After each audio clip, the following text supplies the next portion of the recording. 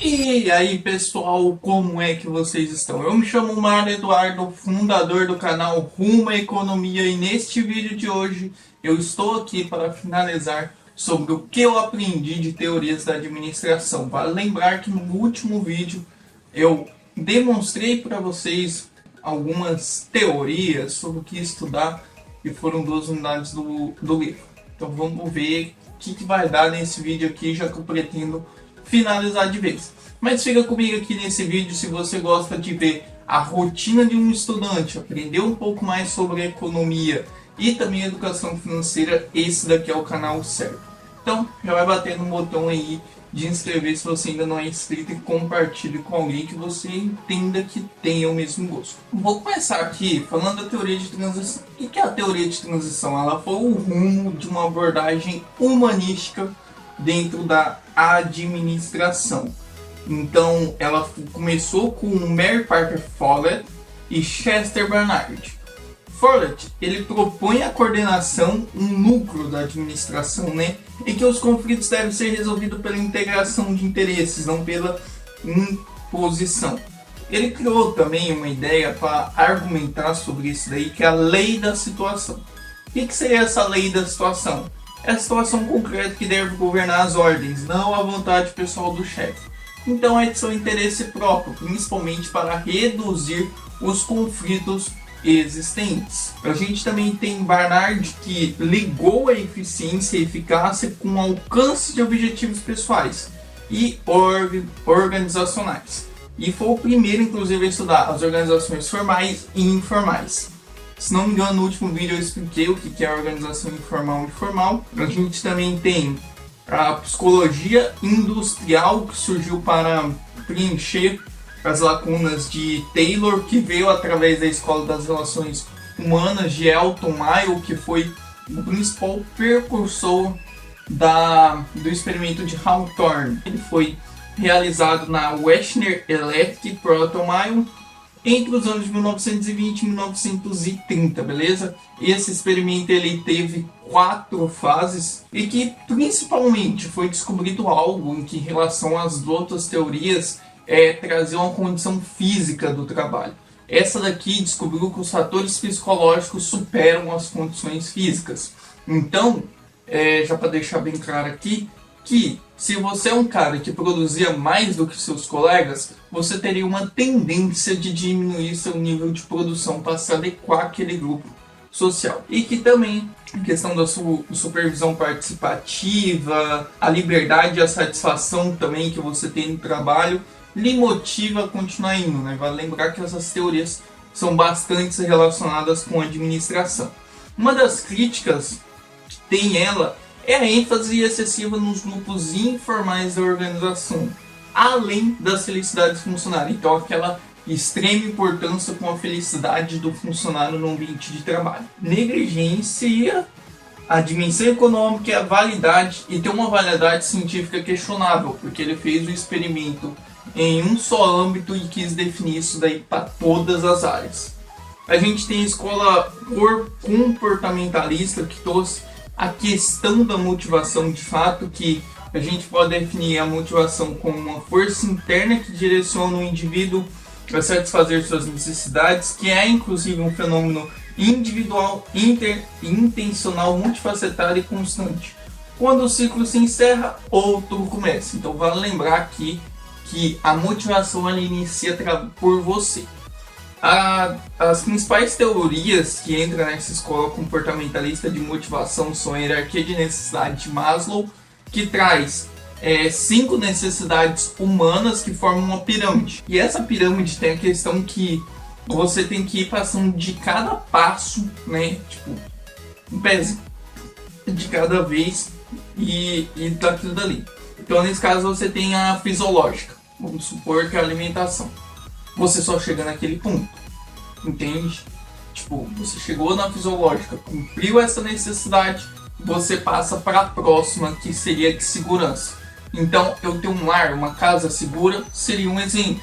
A social, eu estar presente em um grupo familiar, eu ter uma família, por exemplo, já realizei algo. Então, vamos para o próximo passo, que é de estima. Eu tenho um reconhecimento no meu serviço. e a autorrealização, que é o topo de tudo. A gente também tem a teoria RC de Alderfer, que adapta de Maslow, né, que ele traz a questão de existência, relacionamento e crescimento. 3 níveis em vez de 5. Ela se diferencia porque você pode tanto ir em busca de relacionamento e crescimento ao mesmo tempo. Não tem uma escadinha que você tem que seguir.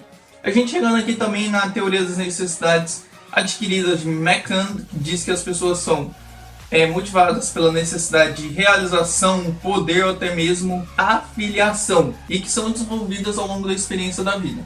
Aqui a gente entra também em uma das teorias mais conhecidas, né, de extrema importância, que é a teoria X e Y de McGregor. Que a teoria X a gente pode trazer a questão até mesmo da administração científica, da burocracia e das cascas, que as pessoas por natureza são preguiçosas e que precisam de alguém para direcioná-las. Dá para praticamente dizer que é isso. E a teoria Y é que as pessoas gostam de trabalhar, têm o desejo de trabalhar, e que a gente pode vincular isso daí às próximas teorias que a gente vai ver mais para frente.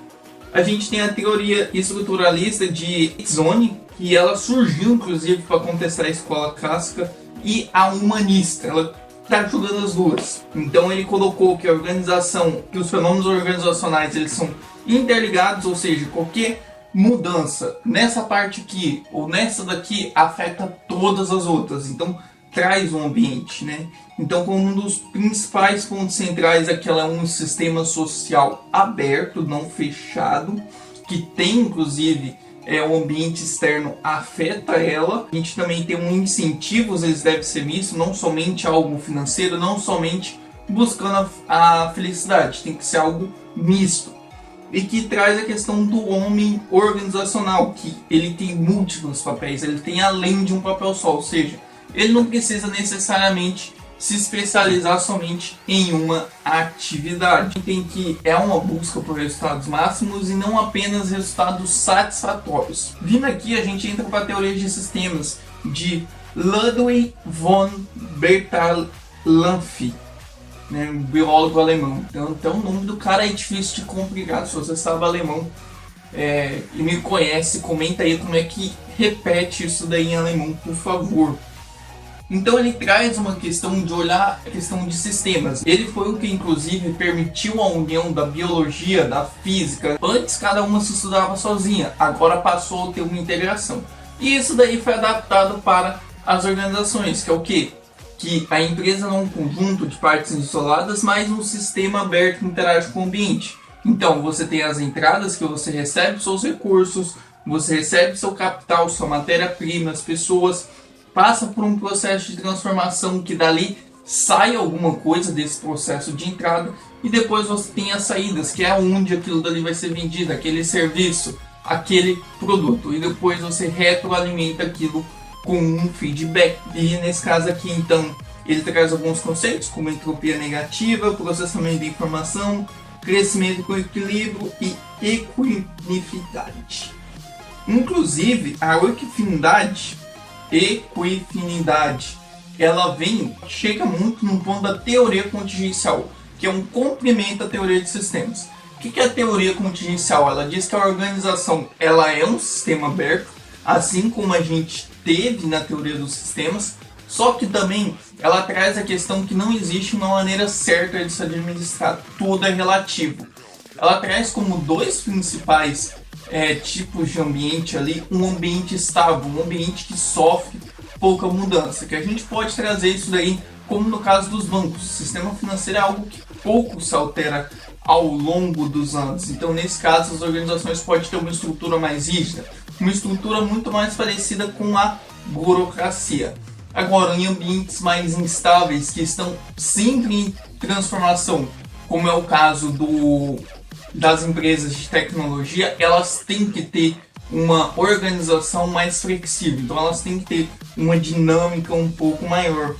Então uma, dá pra gente remeter às teorias mais antigas, e a outra dá pra gente remeter às teorias mais atuais. Você tem que sim compreender o contexto que a organização está inserido para aplicar qual que é a melhor teoria. A gente também tem a desenvolvimento organizacional, que ela traz a questão de você ter um processo sistemático, administrado e planejado de mudança de cultura, sistemas, comportamentos organizacionais para melhorar a eficácia na solução de problemas. O modelo mais utilizado é de Kurt Lewin, que possui 3 fases: o descongelamento, a intervenção e o recongelamento. O descongelamento seria para quando você descobriu que tem algum problema existente na organização e você tem que consertar aquilo. Pode ser algo que está impactando na cultura, algum processo que não está sendo bem feito. Então você vai reunir o pessoal e vai explicar sobre aquela atual situação. Aí você começa o processo de intervenção, que aquilo começa a mudar tudo. Feito isso, você vai recongelar. Então você pode trazer algumas coisas como regulamentos, até mesmo incentivos financeiros, para que aquele processo se consolide de vez. Então, nesse caso, um dos focos dela é aumentar a confiança entre as pessoas, fortalecer a comunicação interna, aumentar a responsabilidade individual e grupal e criar um ambiente favorável ao desenvolvimento. A pessoa sempre está em desenvolvimento. Inclusive, uma das coisas dela é que você é responsável por definir metas. Se não me engano, é essa teoria. Vamos lá. A gente também tem a cultura organizacional, que a gente pode dizer que é o conjunto de valores que a organização possui, crença, normas, hábitos que regem essas pessoas da organização. Muitas das vezes, essa cultura está muito interligada ao alto escalão, né? Então, o dono da empresa implementou esse tipo de cultura. Inclusive, é a parte mais difícil de se mudar em uma organização. A gente também tem o clima organizacional, como um pouco mais diferente, ali já remete ao dia a dia da empresa. Então, nesse caso aqui, é a percepção que as pessoas possuem em relação a um ambiente de trabalho. Então, você chega, você tem um clima agradável, um clima familiar, é um clima bom para se trabalhar. Então, aquele dali é o clima organizacional. A cultura remete a algo muito maior. Tem a administração por objetivos de Peter Drucker, que comenta que a empresa deve se preocupar não apenas com fins, mas com as atividades desenvolvidas para atingi-las. E nesse caso aqui, a administração por objetivos, ela traz algo que é unir o administrador, o gerente, e unir também os funcionários na formação de objetivos para serem aplicados. Caso você tem que ter metas que são desafiadoras, mas não impossíveis. Você também tem que ter avaliação periódica também de desempenho para que você tenha assegurado para isso daí. E se ela for mal aplicada, essa administração por objetivos, ela pode fazer com que as pessoas, elas, como que eu posso dizer, elas burlam algumas partes ali, sabe? Elas fazem muitas metas, tipo, grandes quantidades de metas, mas com pouca qualidade, e por aí vai, a gente pode dizer. A gente também tem uma administração estratégica, que talvez essa daí é uma das mais conhecidas. Ela é um complemento ali da APO. Ela traz a questão de que não basta apenas você definir os objetivos, mas que é preciso encontrar também um caminho para alcançar esses objetivos. Ela se consolida inclusive nos anos 80, então num contexto muito recente que a gente tem, né? E que a gente pode também considerar a principal ferramenta dessa teoria a matriz SWOT, né? Análise SWOT, ou FOFA no português, que é onde a organização ela vai encontrar suas forças e fraquezas no ambiente interno e ela vai encontrar as oportunidades e ameaças no ambiente externo.